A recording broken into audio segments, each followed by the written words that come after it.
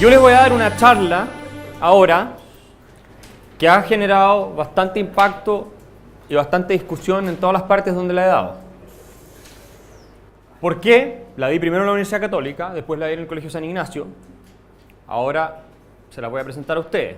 ¿Por qué genera impacto? Porque esta charla no va a apelar a las emociones de ustedes, como apelan los que dicen no más FP, sin entender lo que es una FP, sino que va a apelar a la racionalidad.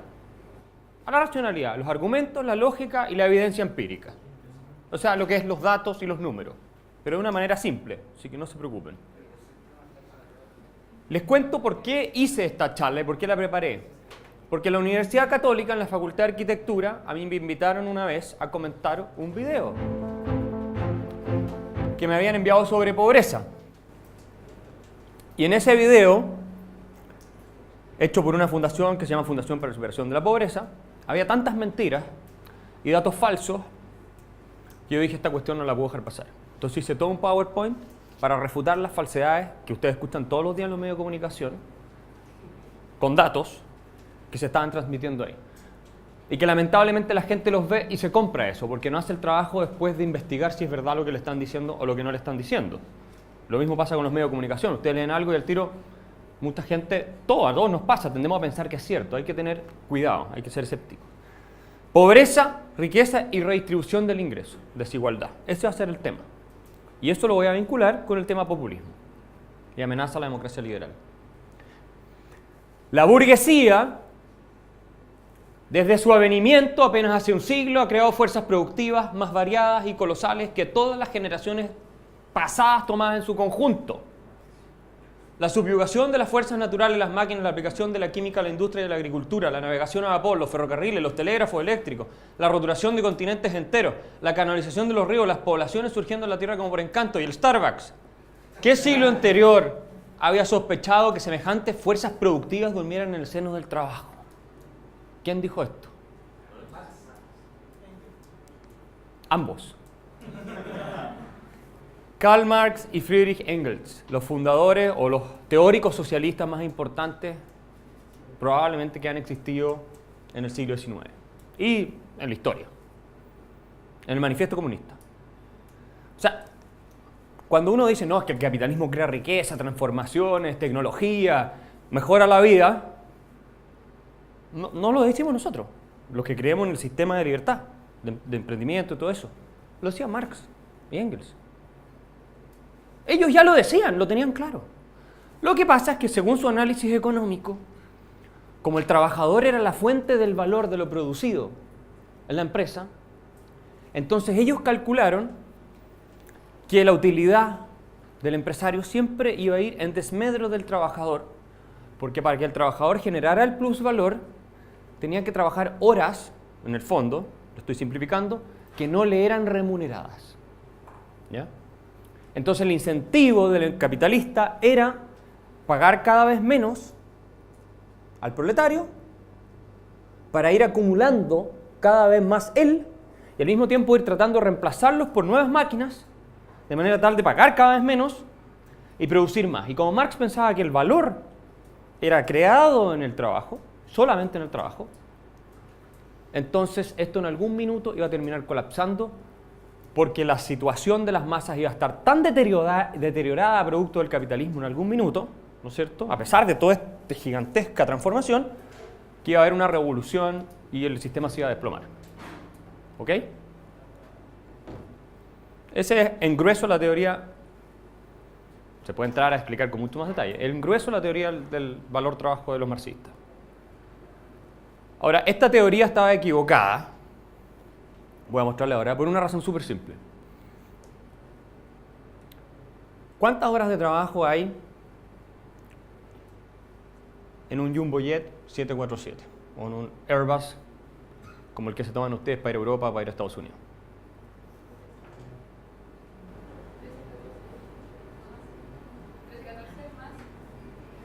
No, ¿cuántas horas de trabajo en total? Desde los ingenieros que hicieron las turbinas, hasta los que diseñaron el avión, hasta los abogados que redactaron los contratos, hasta las empresas que proveyeron de comida a los trabajadores que hicieron el avión. ¿Cuánto trabajo hay? Uno de esos aviones tiene miles, si no cientos de miles o millones de horas de trabajo detrás, ¿verdad? De gente muy calificada. Bueno, ¿cuánto trabajo hay detrás de un cuadro de Klimt, o de Van Gogh, o de Dalí? Mucho menos, ¿o no? En horas.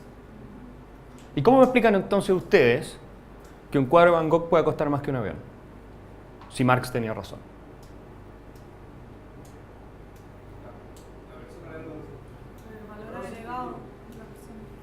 O sea, un cuadro además es una cosa inútil, ¿o no? Totalmente inútil. ¿De qué te sirve un cuadro? ¿De qué carajo te sirve un cuadro? ¿Pintado por Dalí, o pintado por Klimt, o pintado por Picasso, por cualquiera de ellos? No te sirve de nada. Útilmente, desde el punto de vista de una utilidad objetiva. Utilidad objetiva, ¿verdad? ¿De qué te sirve? ¿Te lo puedes comer? ¿Qué puedes hacer? ¿Te puedes refugiar cuando llueve? ¿Qué haces? Tal vez eso. De hecho, la utilidad es opuesta a la belleza. Bueno, lo que es la belleza también es algo bien subjetivo, pero No, pero según Aristóteles. O sea, según también Kant. la utilidad es opuesta a la belleza. Puede ser. Puede ser. Es que hay que definir lo que es utilidad, pero utilidad práctica probablemente es así. Ahora, si Marx tuviera razón, el avión debiera costar mucho más que el cuadro. ¿Qué es lo que define el valor de las cosas? En parte, pero la escasez relativa es una función de las preferencias individuales. Y las preferencias individuales ni siquiera de la utilidad, necesariamente. Utilidad en un sentido muy amplio de la palabra. Porque para mí un cuadro no genera utilidad, me puede generar placer estético. Y eso para mí es una forma de utilidad, tal vez. Pero no es una utilidad en un sentido estricto. Lo único que explica que un cuadro valga más, o casi lo único, lo esencial, es el valor subjetivo. El valor es subjetivo. Así de simple. Es la teoría del valor subjetivo que destruyó, y a fines del siglo XIX, la teoría objetiva del valor, trabajo de Marx. Y hoy día ningún economista en el mundo cree en la teoría objetiva del valor. Ninguno. Tal vez los de la Fundación Sol. Pero fuera de ellos nadie. Ningún economista serio, ningún premio Nobel, nadie cree en la teoría objetiva del valor. Nadie. Que lo sepan, ¿eh? O sea, tú no pasas un curso de economía en ninguna universidad seria del mundo si crees en la teoría objetiva del valor. Lo que no significa que todos sean liberales. Lo que pasa es que eso a nivel económico está zanjado. O sea, no por eso son liberales tampoco. ¿Ok? ¿Verdad? Hace sentido, ¿no? ¿Por qué los diamantes valen tanta plata? ¿Por qué un diamante vale más que un kilo de pan si un kilo de pan es mucho más útil? ¿Qué? ¿Por qué van y pagan $100.000 por un diamante? Aquí ustedes esto por sus joyas, sus collares y todas esas cosas. ¿Ah? Sí, pero yo te podría decir que las piedras de, no sé, de un rincón del mar en el norte son súper escasas. A nadie le interesan. La escasez tiene sentido en la medida en que lo que es escaso es querido por alguien. Pero si te lleva al extremo de que todo está hecho de diamantes, tampoco va a valer. Porque en ese minuto, obviamente, la escasez... Por eso, no es solo la escasez. Tiene que haber una demanda por el producto escaso. Y especialmente en el caso de los diamantes así. Ahora, vamos avanzando. Mi punto era que Marx y Engels sí tuvieron una intuición que era correcta. Que era que el capitalismo es una tremenda fuerza de producción y creación y transformación del mundo. ¿Ya? En cosas que ellos no califican como malas. Ellos no desprecian esto, ¿no? La agricultura, la navegación a vapor, los ferrocarriles. De hecho, estaban impresionados con todo esto. Estaban muy impresionados que esto se hubiera logrado. Porque ellos también conocían las condiciones de vida en la época feudal, antes de la Revolución Industrial y de la Revolución Francesa y todas esas cosas. ¿Ya? Y eran condiciones de vida paupérrimas. Como lo muestra este gráfico, y aquí vamos a ir a los datos, a los números. Esto no son ideas nomás, aquí hay estudios. Esto, el Producto Interno Bruto per cápita, o sea, lo que todo el país produce en un año dividido por los habitantes. Todo lo que producimos de riqueza, todo en un año dividido por los habitantes. Eso es lo que se llama el Producto Interno Bruto per cápita. ¿Ya? Para que se hagan una idea. Esto es el año 1000 después de Cristo. Si lo hacen desde el año 0, también están. O sea, del año 0, ¿te fijan? Estos son las distintas regiones del mundo. Estados Unidos, Japón, China, Inglaterra, Italia, África, Corea, Australia, Suecia. Países que hoy día son ricos. Ustedes ven que los niveles de ingreso entre Europa, África, Asia, América Latina, los países más pobres del mundo eran muy parecidos. Fueron prácticamente los mismos en promedio, por supuesto, durante casi toda la historia de la humanidad. O sea, todos nosotros los que estamos aquí, nuestros tatarabuelos, tatarabuelos, bisabuelos vivían peor. Pero en condiciones que hoy día consideramos de extrema miseria. Esa es la verdad. O sea, no, que el pasado la gente vivía en los campos y era feliz, y sale Heidi corriendo detrás de una liebre. Todo eso es bullshit. Es mentira. No es verdad. Cualquiera que lea un mínimo de historia sabe que la gente se moría como las moscas por las hambrunas masivas en Europa hace 300, 400 años atrás. 20% de la población desaparecida, 30% de la población, hambrunas masivas. La gente en promedio no comía más de una vez al día. Las pestes, típicas películas donde la peste negra, ¿se han visto? Estas películas no son esas películas, eso es histórico. La gente, la Black Pest, la peste negra, liquidaba a millones de personas. Si ustedes van a Boston, ¿quién ha estado en Boston? Hay unos cuantos que han estado en Boston. Algo que probablemente ninguno de sus abuelos hizo, porque no podían viajar, por lo caro que era y lo imposible que era. O si iban, tomaban un barco y se demoraban, no sé, 3 semanas, 4 semanas en llegar. En Boston hay un monumento en el cual se recuerda la hambruna de Irlanda, la gran inmigración de irlandeses que llegó a mediados del siglo XIX a Boston, a Estados Unidos. Y están las cifras de la cantidad de gente, de los millones que murieron producto de la hambruna, de una enfermedad que las papas se enfermaron, ellos comían mucho de eso y dependían mucho de eso, y las papas cogieron una enfermedad que hizo que las cosechas fueran muy malas, o temas climáticos, en fin, y finalmente una buena parte de la población irlandesa murió. Esto es 1800 y tanto, o sea, hace poco tiempo atrás, no es tanto tiempo. Para que se hagan una idea de lo que era el mundo antes. ¿A ustedes les gustan los antibióticos? ¿Les gusta bueno, ni hablemos de celulares, computadores, todo eso no existía, por supuesto. Los aparatos para escuchar música, todas esas cosas no existían, ¿no? La ropa. Si la gente andaba en general descalza, estas cuestiones no existían. Hoy día cada uno, ¿cuántos pares de zapatillas tiene? ¿Cuántos pares de zapatos tienen ustedes? 3, 4, 5, 10, 20, 30, algunas. Por favor, o sea, eso es nuevo. Y este gráfico lo muestra. Esto es lo que se conoce como el Great Enrichment de la humanidad. En esta época, mediados de fines del, si ustedes quieren, siglo XVIII, XIX, comienza lo que se llama la Revolución Industrial. Que fue, obviamente, todo este proceso que Marx y Engels describen. Y esto es lo que pasa con los ingresos, contrario a la predicción de ellos. Como no entendían la teoría del valor, en lugar de empeorar la situación de la clase media, de los proletarios, que era el 99%, les estoy diciendo, antes de la Revolución Industrial, el 99% de la población vivía en condiciones de extrema miseria. En 1850 el ingreso per cápita promedio de Noruega, uno de los países más ricos del mundo de hoy, era más bajo que el de Bangladesh de hoy. Eso hace 150 años en Noruega. Noruega, para que se hagan una idea. En Suiza, en todos esos países no era muy diferente. ¿Han visto la película Slumdog Millionaire?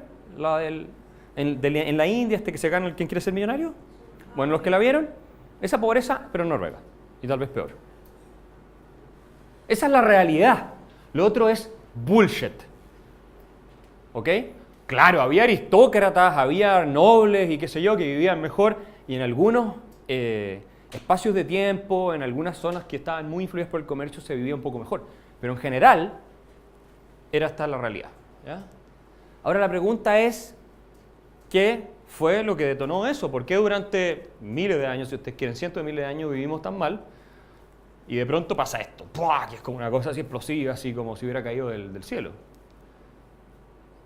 Y aquí Deirdre McCloskey, que la tuvimos acá, que es una gran economista, candidato al Premio Nobel de Economía, ella ha escrito un par de libros sobre esto, que fue comunista, ella fue comunista, y ha escrito un par de libros sobre esto, y ella dice, es por la dignidad burguesa, por la gente que va a los Starbucks, básicamente, por gente como usted, la dignidad burguesa. El hecho de que se empieza a hablar bien y se empieza a dar un discurso positivo en torno a los emprendedores innovadores. El que ganar dinero, el lucro, no es inmoral. Porque antes, en la sociedad estamental antigua, estratificada, sin movilidad, tú nacías en la aristocracia y pertenecías a la aristocracia toda la vida. Tú nacías hija de campesino, campesina toda la vida. Olvídate de que tú ibas a llegar a ser miembro de los clubes que estaban reservados para la aristocracia. Eso es imposible. O de que tienes alguna posibilidad cierta de movilidad social. No. Eso se fue dando con el desarrollo de la burguesía, con el desarrollo de todas esas fuerzas productivas de las que hablan Marx y Engels. ¿Ya? Steve Jobs es como el ejemplo moderno de esto. ¿No? ¿Quién no admira a Steve Jobs? ¿Hay alguien que crea que Steve Jobs es un miserable explotador de última categoría? Puede haber gente. Pero yo le preguntaría, ¿y tu teléfono cuál es? Todos los que lo condenan tienen un iPhone. Sí, a ver, y analicemos entonces, ¿por qué se hizo rico Steve Jobs? Steve Jobs no terminó ni la universidad, ustedes saben. ¿Por qué se hizo rico Steve Jobs? ¿Por qué se hace rica la gente en un orden de mercado? Porque tú produces algo que otro quiere, ¿cierto? Que otro valora y está dispuesto a pagar por ello. Este celular, que cuesta ¿cuántos? ¿$800? ¿$1000? Bueno, ahora después de un par de años menos, pero nuevo. Si yo pagué los $800 por el celular, ¿es porque creo que el celular vale más o menos que los $800 que pagué? Para mí. Eso o más. De lo contrario no lo compro. O sea, que Jobs me está creando a mí un valor. Claro, él está lucrando, ¿verdad? Porque yo le estoy comprando el celular. Pero él me está creando a mí un valor que es mayor que el de los $800, o igual al menos, que el de los $800. De hecho, tiene normalmente a ser mayor, sino para qué voy a darme el que yo le estoy pagando. Y hay estudios que prueban que Gates, Jobs, la gente en general que hace estas empresas y que se hace rico, el patrimonio que ellos acumulan como personal, que además no es que lo tengan como Rico McPato en una boda donde se tiran todo el día a nadar. Pero la gente cree eso. Cuando dicen, no, es que los Luxis tienen $10.000 millones o $15.000 millones, la gente cree que los tienen de verdad en monedas, lingotes de oro, donde se tiran, ¡pum!, todos los días a nadar ahí. Y tiran las monedas de oro por la boca. Es ridículo. Cuando se hace un análisis así, se cuentan todas las plantas, las instalaciones, las fórmulas, las patentes, todo eso que está generando trabajo que lo está usando otra gente. Pero se dice, es patrimonio de ellos, claro.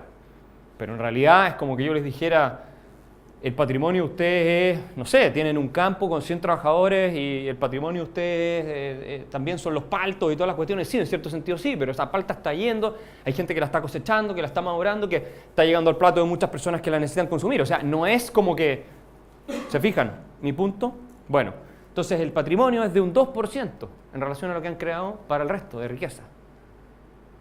Un 2%. O sea, muy bajo en relación a lo que crean para el resto. O sea, ¿a quién no somos más productivos acá? ¿No hemos incrementado nuestros ingresos acaso gracias a esto? A Microsoft, a los computadores, o a Dell, o lo que ustedes quieran. Obvio que hemos incrementado nuestros ingresos gracias a esto. Y nuestra movilidad y nuestra libertad también tiene efectos negativos. Podemos discutir eso porque no todo es maravilloso. En la modernización tampoco. Y eso hay que reconocerlo.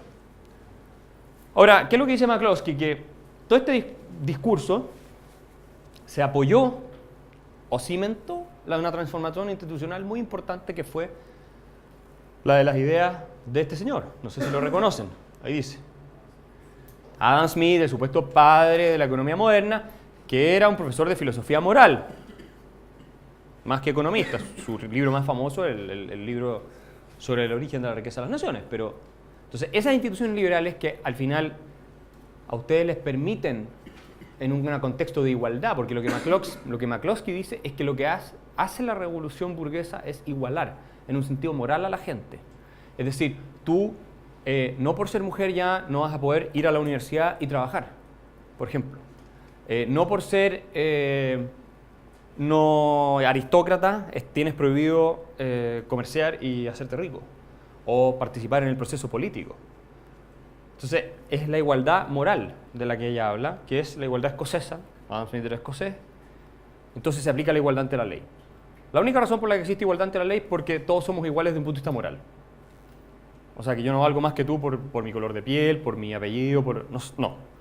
Por eso se nos aplican las mismas reglas. Y ante las mismas reglas, todos jugamos igual y el que es mejor llega más lejos, y es así. ¿Se fijan? Y el resultado de eso fue el gráfico que les mostraba yo recién. En Chile, para ir al caso concreto de nuestro país, se aplicaron reformas que se mantuvieron, después en democracia, por supuesto, que recogieron eso, no hicieron nada muy especial, la verdad. Era difícil hacerlo, todo lo que ustedes quieran, pero esto es lo que pasó. O sea, la pobreza cayó del 50%, estos son cifras de la CEPAL, de organismos internacionales. Cayó de 50%, ¿de qué se ríen? Ah, sí, pero para que vean, o sea, si la CEPAL lo dice. Esta es una realidad, o sea, a ver, ¿qué es lo que les quiero decir? Sostener que el Chile de antes, donde el año 75, 70 si ustedes quieren, había 15.000 estudiantes universitarios. Eso era todo. Todo de la élite, pagado por los impuestos de todos los demás.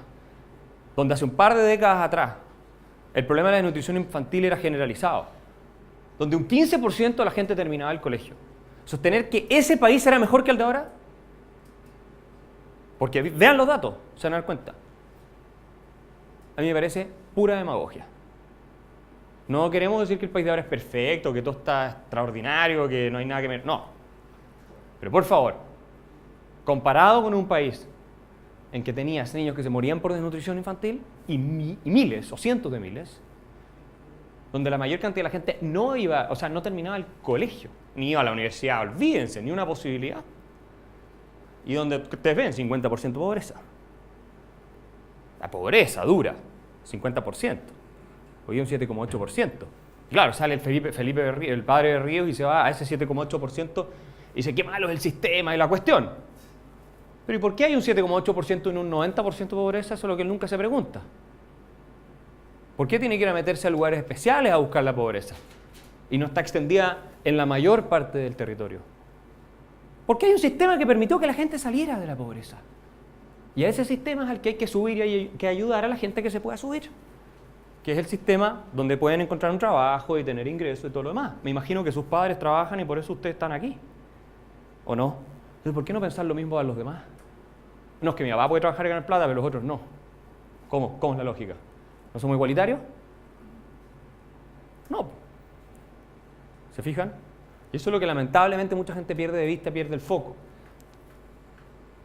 Tan cierto es lo que yo les estoy diciendo, que en la misma comisión de productividad convocada por la presidenta de la República, Michelle Bachelet, me imagino que no creen que piensa igual que yo. Bueno, la misma comisión de ella, cuando ella convocó a una comisión de productividad liderada por Joseph Ramos, un economista de centro izquierda, muy respetable, llegó a esta conclusión. Estas son copias de las conclusiones del informe. Yo lo hice copy-paste. Primero, en Chile hay un milagro económico, innegable. Lo dice la comisión de la presidenta Bachelet. No lo estoy diciendo yo, lo dicen ellos. Si como Marx y Engels decían que el capitalismo tal cosa, bueno, la comisión de la presidenta Bachelet dice que hay un milagro económico, que es algo por lo demás sabido, que lo reconocen premios Nobel de Economía y todo. O sea, eso es una cuestión que no debería ser discutible, pero como hoy día todo se discute, bueno. Aquí tienen más o menos el mismo gráfico que les mostré, ¿verdad? O sea, hay un milagro económico. 1985, ellos lo ponen de 1985 a 2015. El tema no cambia mucho su naturaleza, la discusión, porque al final son las mismas instituciones. ¿Y por qué se produce el milagro económico chileno? Esto es para la discusión, porque el otro año hay elecciones presidenciales y parlamentarias y esto va a estar firme.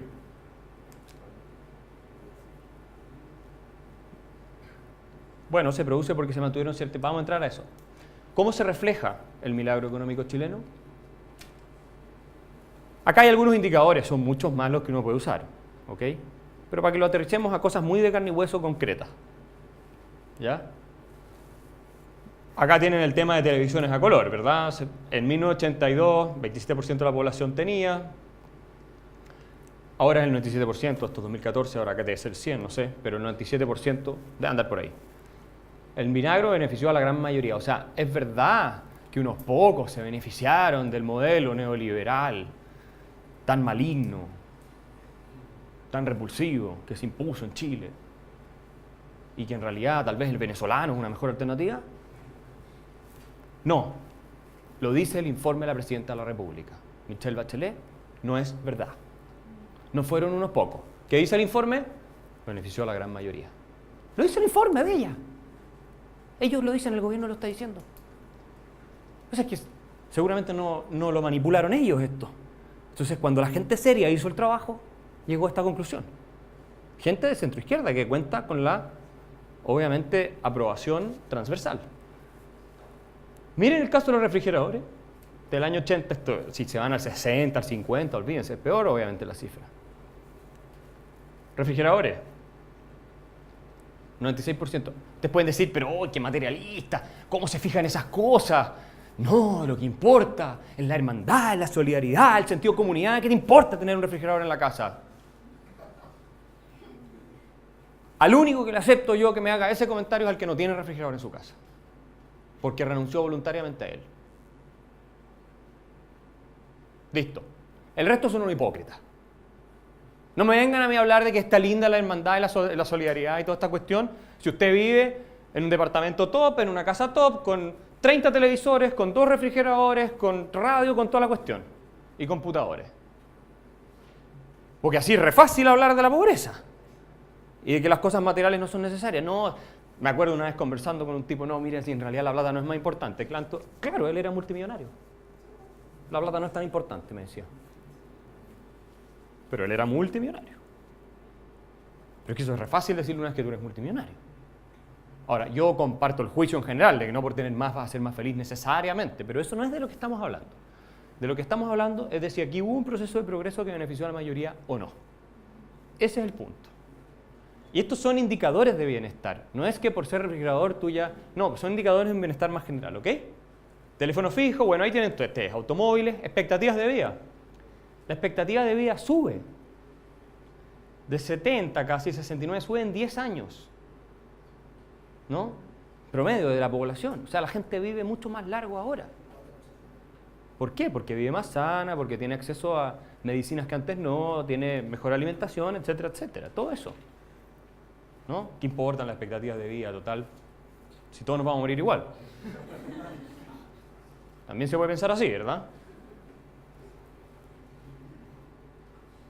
Bueno, años de educación, pobres, aquí se repite, 45% y 8% hoy en día. Ahora, interesante este tema. ¿Por qué se produce el milagro según la comisión convocada por el gobierno? Aquí lo tienen. Miren qué curioso. La misma comisión que el gobierno convocó dice reformas liberalizadoras. Hoy parece que la libertad económica sí funciona, beneficia a la gran mayoría. Lo está diciendo el informe del gobierno, no lo estoy diciendo yo. Privatizaciones. ¡Uy! Eso es como hablar de Voldemort en Harry Potter. No podemos nombrarlo. Apertura comercial y financiera, equilibrios macroeconómicos, lo que estamos perdiendo ahora, equilibrio estructural, etc. Esto no es algo que solo haya hecho Chile. Todos los países avanzados del mundo hicieron lo mismo. Todos. ¿Ya? Esto se los demuestra. Estos son estudios que publica el Fraser Institute de Canadá todos los años, donde hace un ranking de países con libertad económica y sus niveles de bienestar en general. Bueno, esto es súper claro. Los países con más libertad económica crecen mucho más que los con menos, económicamente. Pero esto es importante, ya que nos preocupan los pobres. Y esta habría que mandársela a Berrío y a un montón de gente más. Esta lámina. En los países con más libertad económica en el mundo, miren esta cifra. El ingreso de los más pobres de la sociedad, es 10 veces el ingreso de los más pobres en los países con menos libertad económica en el mundo. 10 veces. Multiplica por 10. No es un 100% más, es un 1000% más. 1000% mejor. Es un 1000% mejor. en los países con más libertad económica en el mundo. No es lo mismo ser pobre en Suiza, lo he dicho muchas veces, que ser pobre en Venezuela. ¿No? Supongo que en eso estamos de acuerdo. Expectativas de vida tienen lo mismo, o sea, casi 20 años más en los países con más libertad económica que en los con menos libertad económica. La gente vive mucho más largo, obvio, tienes mejor bienestar, mejor salud, tienes todo mejor. Respeto a los derechos civiles y políticos, en este caso, mientras más baja la nota, mayor respeto. Se respetan más las libertades civiles y políticas, evidente, tienes sociedad civil mucho más organizada, tienes más recursos para hacer respetar los derechos, es obvio. Hay una correlación. Y entremos al tema de la desigualdad. ¿Qué ha pasado en Chile con la desigualdad? Yo les mencioné algo en la charla anterior, lo de Zapelli. Esto es una cuestión que dicen Andrés Velasco y Cristóbal Guneus en un libro que ellos escribieron hace tiempo que se llama Contra la desigualdad. Y a mí me parece interesante la cita porque ellos dicen que la causa central de la desigualdad, y esto es verdad en Chile, es un mal acceso al mercado del trabajo. Hay mucha gente que no puede entrar a trabajar formalmente, que no puede entrar a trabajar. Mujeres sobre todo, pero también hombres, ¿verdad? Por la legislación laboral que existe, que les hace muy difícil entrar y las empresas les hace muy costoso contratar.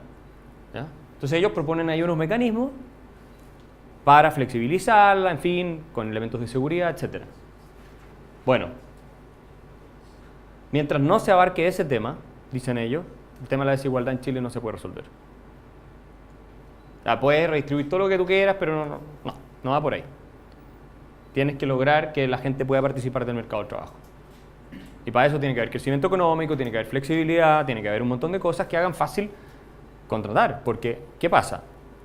Ustedes conocen una curva de demanda, ¿verdad? La curva de demanda es así. Una curva de demanda es así. ¿Verdad? Este es el eje y la curva de demanda es así. Mientras más alto es el precio, menos es la demanda. Sube el precio de los tomates, cae la demanda por tomate. Lo normal es que pase eso. ¿Qué pasa si sube el precio del trabajo? Cae la demanda por trabajo. O se ajustan los salarios a la baja, también puede ser. Pero cae la demanda por trabajo. Si te hacen más costoso contratar gente, el empleador va a contratar menos gente. O lo va a tratar de reemplazar por máquina, o le baja los sueldos para compensar el costo. ¿Ok? ¿Qué ha pasado en Chile con la desigualdad? Estos son los datos, esto es el estudio serio que se ha hecho sobre esta materia. Hay otros estudios, pero este es el más profundo que se ha hecho, ¿verdad? En Chile las generaciones más jóvenes tienen una distribución del ingreso sustancialmente más equitativa que las generaciones más viejas. O sea, la generación de ustedes es mucho más equitativa que la generación de sus papás y las generaciones que siguen para arriba. O sea, Chile está avanzando de manera sustancial en igualdad. Esta es la verdad. Lo que se dice en las noticias, lo que se dice en otros lados, es eslogan. Lo que dice Boric, lo que dice Giorgio Jackson, eslogan, sin ningún fundamento. Agarran algunos indicadores y empiezan a... Pero esto lo ignoran por completo, intentan que ni siquiera se lo saquen a colación, para no tener que hacerse cargo de estos argumentos. Y es obvio, el acceso a la educación superior en Chile ha permitido que haya una movilidad social que antes nunca existió y que los ingresos hayan subido de las nuevas generaciones. Es evidente. Hoy día tenemos un promedio de estudiantes en instituciones de educación superior en Chile que es igual o superior al de la OCDE, de los países desarrollados, de Francia, Alemania, esos países. Entonces Chile, para que sepan. Esta es la curva de desigualdad. Es hacia abajo, ¿no? Yo la veo hacia abajo, ¿no? Porque los otros parece que la ven al revés, la ponen al revés. Esta es la curva de desigualdad en Chile. Esto es lo que ha pasado con la desigualdad. Por generaciones, por eso está así. Esta es la curva, lo relevante es la curva, ¿no? La tendencia. La desigualdad ha disminuido sustancialmente por generaciones. Esto es del profesor de la Universidad Católica. Una persona que es uruguayo, no está metido en ningún partido, o sea, hizo un estudio con los datos además que oficiales, ¿no? ¿Verdad? Esto deberán mostrarlo cada vez en los noticieros cuando salen diciendo que la desigualdad en Chile, ¡pum! Aquí está la curva. Ahora, esta es la curva de desigualdad desde el año 90, no por generaciones, sino que el promedio. Cuando no toman en cuenta todo dividiendo por generaciones. Y también cae. No tanto, pero cae. ¿Sí? Según esto, Chile es más desigual que antes o menos. Parece que es menos. Y si ustedes hacen una curva de toda la historia de Chile, la desigualdad antes, desde fines del siglo XIX, yo lo decía la última vez, era muy alta. O sea, siempre ha sido un tema eso. ¿Qué pasa con la desigualdad de riqueza? Porque una cosa es el ingreso y otra es la riqueza, no es lo mismo. Ustedes pueden tener un ingreso muy alto y poco patrimonio o poca riqueza, o pueden tener mucha riqueza, un ingreso muy bajo, es diferente. Pero acá en Chile se suele decir, no, es que un par de empresarios ricos se llevan toda la plata para la casa. Lo que les mostré con el milagro económico que no era verdad, porque esto ha beneficiado a la mayoría, se llevan toda la plata para la casa. Pero vean, este es un estudio de Credit Suisse, si no entienden algo me preguntan, pero muy simple. Acá están los países en desarrollo, estos son los países ya desarrollados, ¿verdad? El 10% más rico, ¿cuánto concentra del total de la riqueza de un país? Más o menos ese es el tema.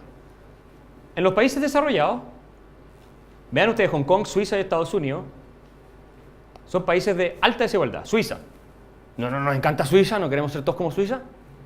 Son países de alta desigualdad. 70% más o menos lo controla el 10%. O sea, se supone que está como en patrimonio en manos del 10%. Suiza, según este estudio, tiene más desigualdad de patrimonio que Chile. Si lo consideramos con el 10%. A ver, si te vas al 1%, de repente cambia. Pero ellos tienen un análisis metodológico porque es mejor hacerlo con el 10% y todo. Siempre uno puede, ¿no es cierto?, discutir estas cosas. Pero según esto, Suiza, más desigual que Chile. ¿Quién cree que nosotros estamos mejor que los suizos? Somos menos desiguales en este indicador. ¿Estamos mejor que Suiza? No. Entonces, Chile sería un país de alta desigualdad, pero no de muy alta desigualdad en patrimonio. ¿Ya? Ahora, ustedes ven, estamos al nivel de Austria, de Dinamarca, de Alemania, de Suecia, de Noruega y de Israel. Qué horribles son todos esos países. Qué horribles son. Ese es el nivel de desigualdad de distribución de patrimonio según este estudio de Credit Suisse. Se los puedo mandar a los que les interese revisarlo después. Yo lo copié, esto es un copy-paste, como ustedes pueden ver. Y aquí, bueno, aquí se repite básicamente la misma historia. Ustedes ven que Chile sale con notas parecidas o más bajas, incluso en materia de desigualdad, que Estados Unidos, parecidas a las de Austria, de nuevo Suiza, en fin. O sea, no somos particularmente desiguales cuando nos medimos en este indicador. ¿Ya? Lo cual no tiene una correlación con la libertad económica, pero no voy a entrar en eso ahora. Ahora la pregunta es,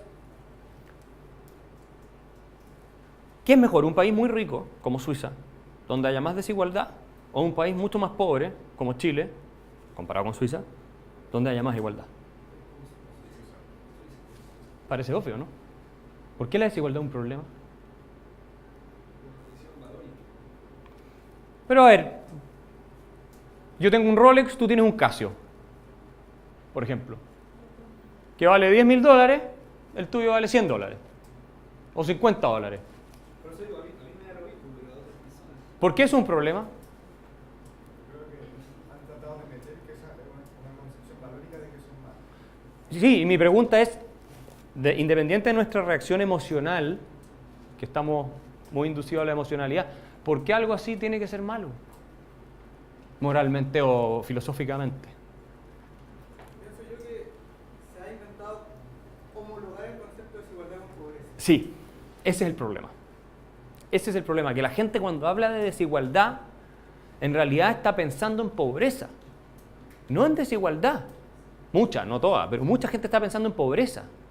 Lo que está pensando, hay gente que no tiene y hay otra que tiene, y eso les genera escándalo. Pero el escándalo no debiera ser que haya gente que tiene en relación a otra, sino que hay gente que no tiene, punto.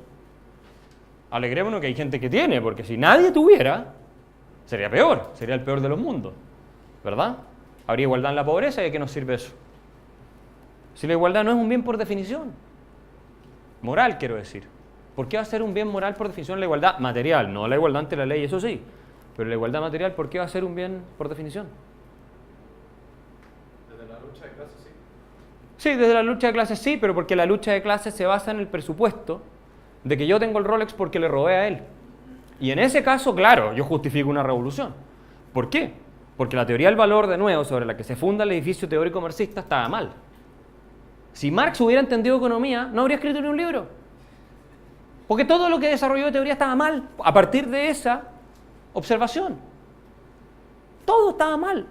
Por eso sus predicciones fracasaron. Marx predijo que los países capitalistas iban a salir las revoluciones primero, porque claro, eran los países donde obviamente el capitalismo desarrollado iba a explotar más a la gente y los iba a empobrecer más. Y lo que pasó es que no hubo ni una revolución comunista en un país capitalista.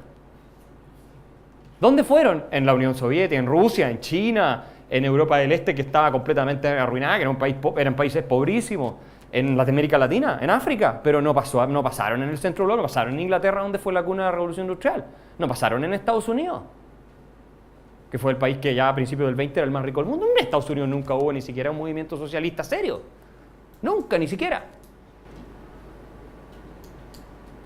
Estaba todo mal lo que él dijo en esa materia. En otras cosas tiene observaciones que pueden ser más rescatables, pero en eso estaba todo equivocado. ¿Se fijan?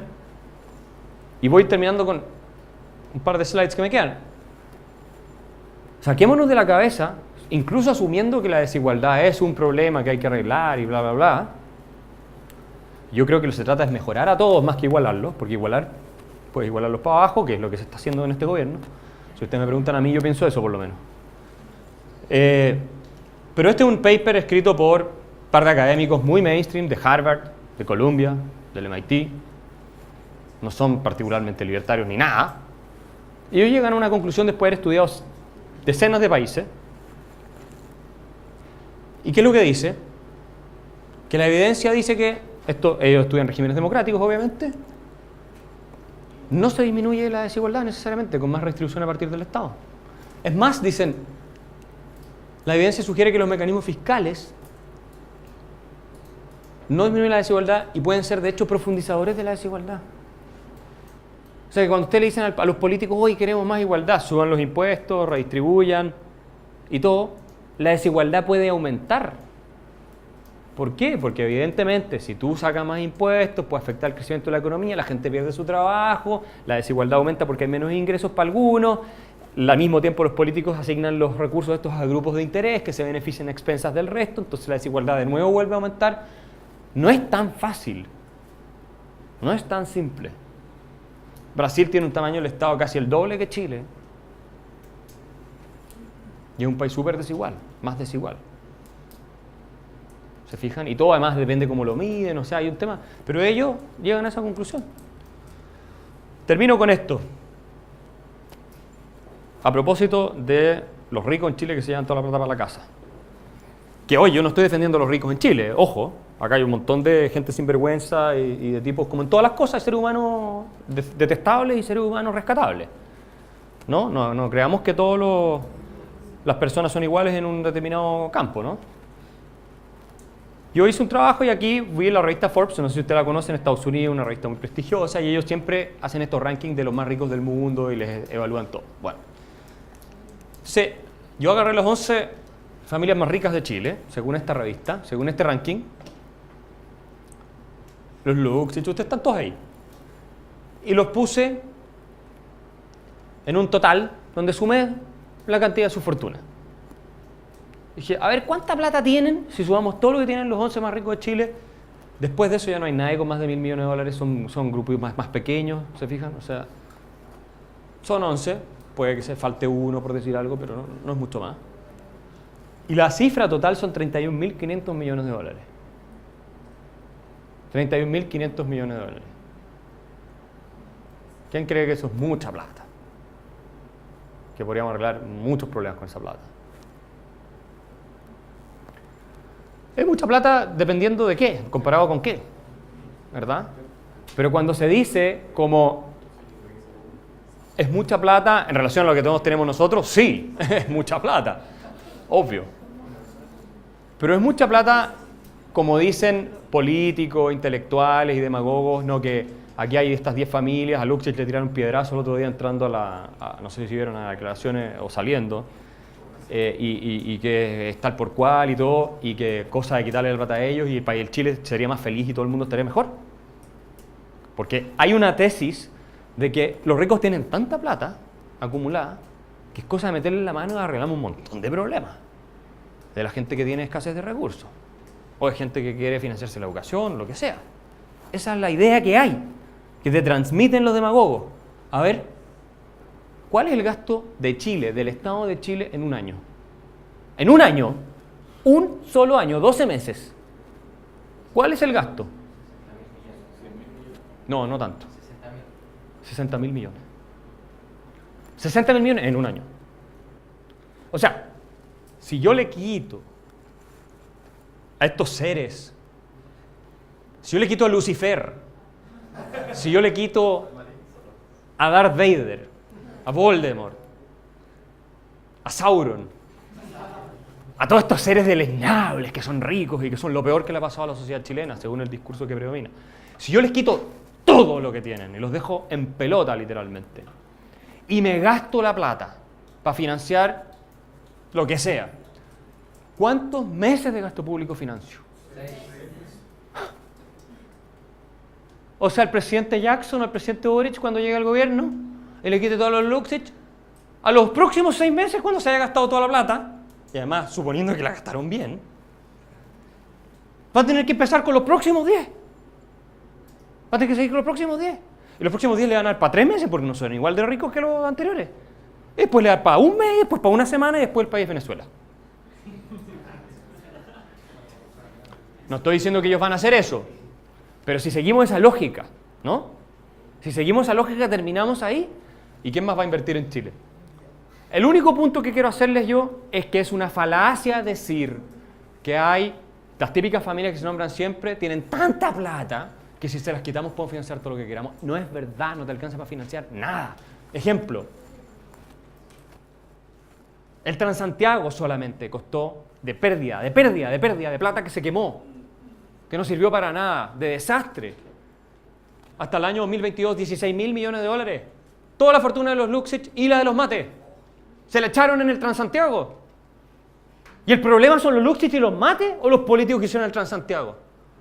No, pero es que chuta, ahora el problema son Luxich y Mate. Que ellos pueden ser muy criticables por muchas razones, pero a ver, guardemos la proporción. Aquí hubo un gobierno, el de Ricardo Lagos, después del presidente Bachelet, que puso un sistema de transporte público en ejecución que es el hazmerreír del mundo entero. Del mundo entero, el hazmerreír. Se estudia en políticas públicas en el primer año de Harvard, la peor política pública de la historia, Chile, el Transantiago. Se lo enseñan, ¿eh? No es broma esto. Como un fracaso absoluto y colosal. 16.000 millones de dólares, solo el Transantiago. ¿De qué estamos hablando? Y así tienen otros casos más. Yo puse un par de casos nomás, po. Codelco, 7.000 millones de dólares contratos a futuro que hicieron mal. La fortuna de Paulman y Piñera, chao, se perdió. En una ejecución de un par de contratos de Codelco. Que ahora además está perdiendo plata, entonces hay que capitalizarlo. Porque Ferrovial estaba, bueno, lo mismo, aquí sigue, la lista es interminable, ¿ok? Termino con esto, porque ya estoy en el tiempo. Según el World Economic Forum y los estudios que hace. Por eso yo quiero llamarle la atención respecto de que el Estado es necesario, obviamente, pero el Estado puede ser un grave problema si funciona como está funcionando el nuestro. Un grave problema. Y la demagogia busca siempre un responsable afuera. No, es que los ricos. Y como los ricos son impopulares, porque por definición son impopulares, porque a nadie le gustan los ricos. ¿A quién le gustan los ricos? Salvo a los ricos mismos. Ni siquiera entre ellos se toleran mucho. Esa es la verdad. Y se compiten y el último y la cuestión es horrible. Bueno. Entonces, ¿qué dice el World Economic Forum de los factores más problemáticos para que Chile avance y se hagan negocios y el país se desarrolle? Primer problema, legislación laboral. Muy difícil para emprender y todo eso. Primer problema. La legislación laboral, que el gobierno decía que es tan flexible, ¿no? Si según todo el indicador internacional, Chile tiene una legislación laboral muy rígida. Más rígida que países nórdicos incluso. Para que ustedes sepan. Por eso Velasco, cuando era ministro de Hacienda, andaba en Dinamarca, que quería traerse la idea de la flexibilidad y toda esa cuestión, ¿se acuerdan?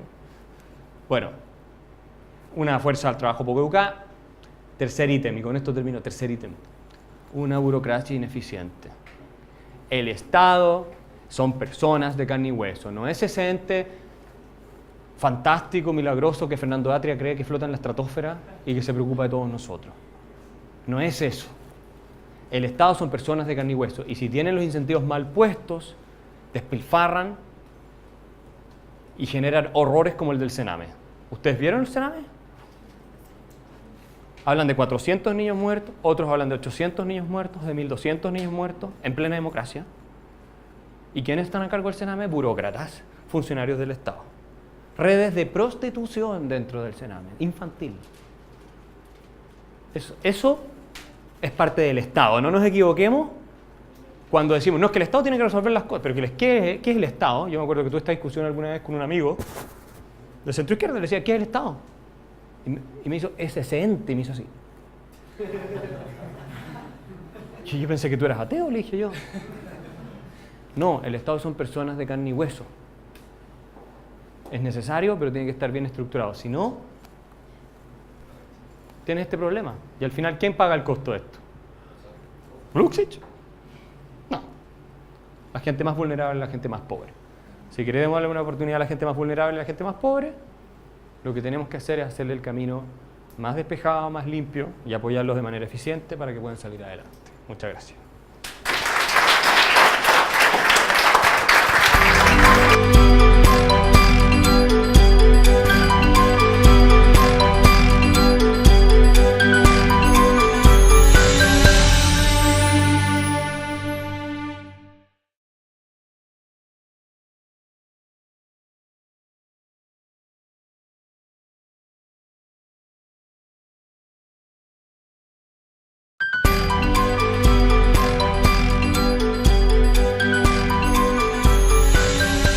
Yo les voy a dar una charla ahora que ha generado bastante impacto y bastante discusión en todas las partes donde la he dado.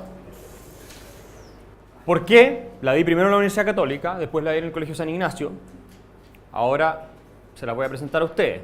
¿Por qué genera impacto? Porque esta charla no va a apelar a las emociones de ustedes, como apelan los que dicen no más FP, sin entender lo que es una FP, sino que va a apelar a la racionalidad. A la racionalidad, los argumentos, la lógica y la evidencia empírica. O sea, lo que es los datos y los números, pero de una manera simple, así que no se preocupen. Les cuento por qué hice esta charla y por qué la preparé. Porque en la Universidad Católica, en la Facultad de Arquitectura, a mí me invitaron una vez a comentar un video que me habían enviado sobre pobreza. Y en ese video, hecho por una fundación que se llama Fundación para la Superación de la Pobreza, había tantas mentiras y datos falsos que yo dije, esta cuestión no la puedo dejar pasar. Entonces hice todo un PowerPoint para refutar las falsedades que ustedes escuchan todos los días en los medios de comunicación, con datos que se estaban transmitiendo ahí. Y que lamentablemente la gente los ve y se compra eso, porque no hace el trabajo después de investigar si es verdad lo que le están diciendo o lo que no le están diciendo. Lo mismo pasa con los medios de comunicación. Ustedes leen algo y al tiro, mucha gente, a todos nos pasa, tendemos a pensar que es cierto. Hay que tener cuidado, hay que ser escéptico. Pobreza, riqueza y redistribución del ingreso, desigualdad. Ese va a ser el tema. Y eso lo voy a vincular con el tema populismo y amenaza a la democracia liberal. La burguesía, trabajo de Marx y hoy día, ningún economista en el mundo cree en la teoría objetiva del valor. Ninguno. Tal vez los de la Fundación Sol. Pero fuera de ellos nadie. Ningún economista serio, ningún premio Nobel, nadie cree en la teoría objetiva del valor. Nadie. Que lo sepan, ¿eh? O sea, tú no pasas un curso de economía en ninguna universidad seria del mundo si crees en la teoría objetiva del valor.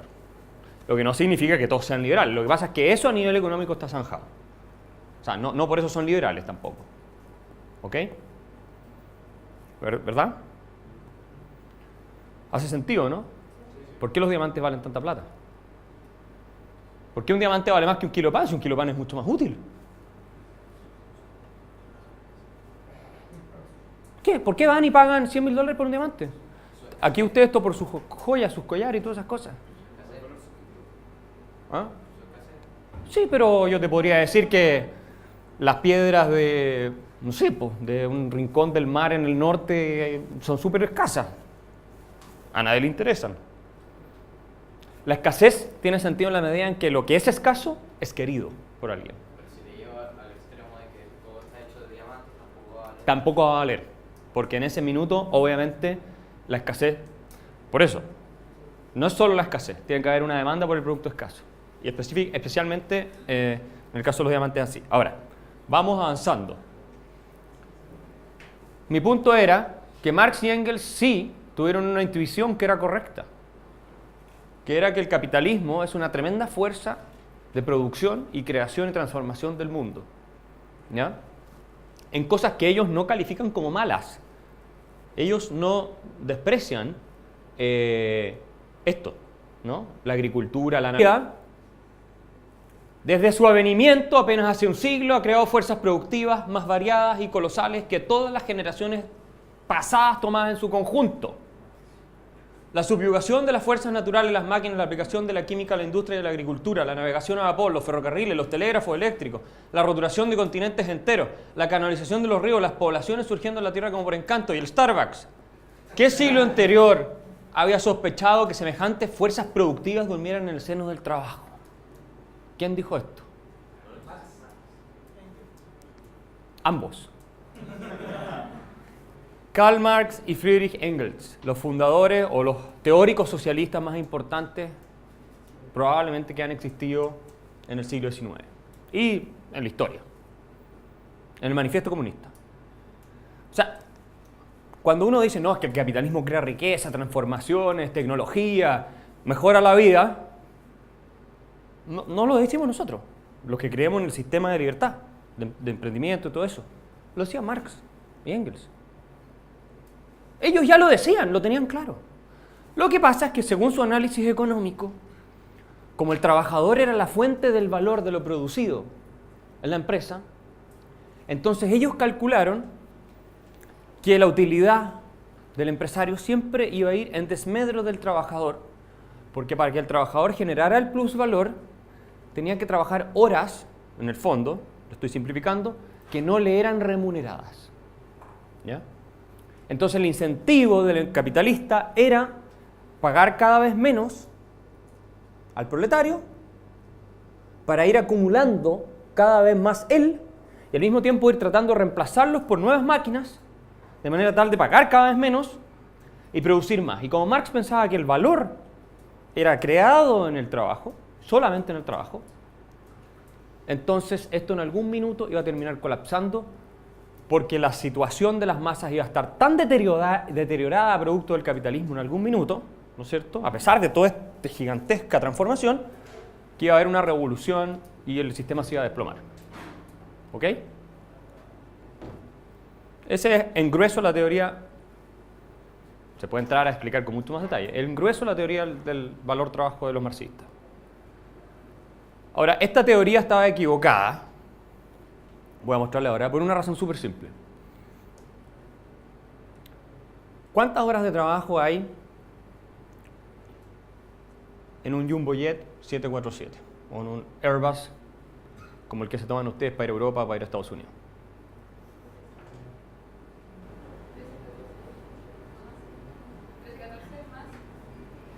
No, ¿cuántas horas de trabajo en total? Desde los ingenieros que hicieron las turbinas, hasta los que diseñaron el avión, hasta los abogados que redactaron los contratos, hasta las empresas que proveyeron de comida a los trabajadores que hicieron el avión.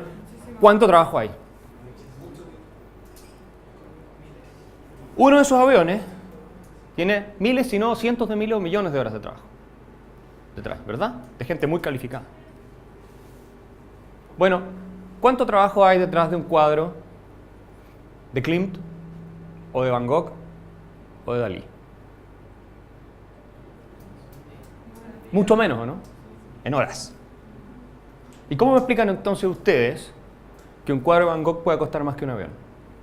Si Marx tenía razón.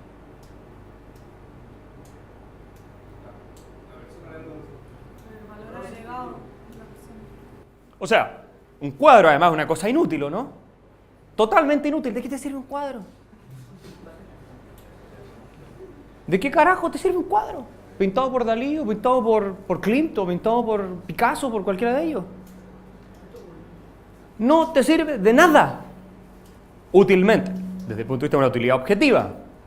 Utilidad objetiva, ¿verdad? ¿De qué te sirve? ¿Te lo puedes comer? ¿Qué puedes hacer? ¿Te puedes refugiar cuando llueve? ¿Qué haces? Tal vez eso. De hecho, la utilidad es opuesta a la belleza.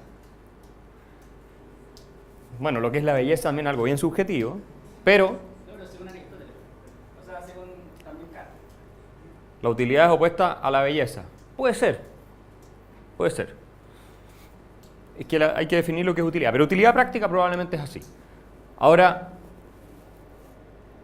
si Marx tuviera razón, el avión debiera costar mucho más que el cuadro. ¿Qué es lo que define el valor de las cosas? En parte, pero la escasez relativa es una función de las preferencias individuales. Y las preferencias individuales, ni siquiera la utilidad necesariamente. Utilidad en un sentido muy amplio de la palabra, porque para mí un cuadro no genera utilidad, me puede generar placer estético. Y eso para mí es una forma de utilidad tal vez. Pero no es una utilidad en un sentido estricto.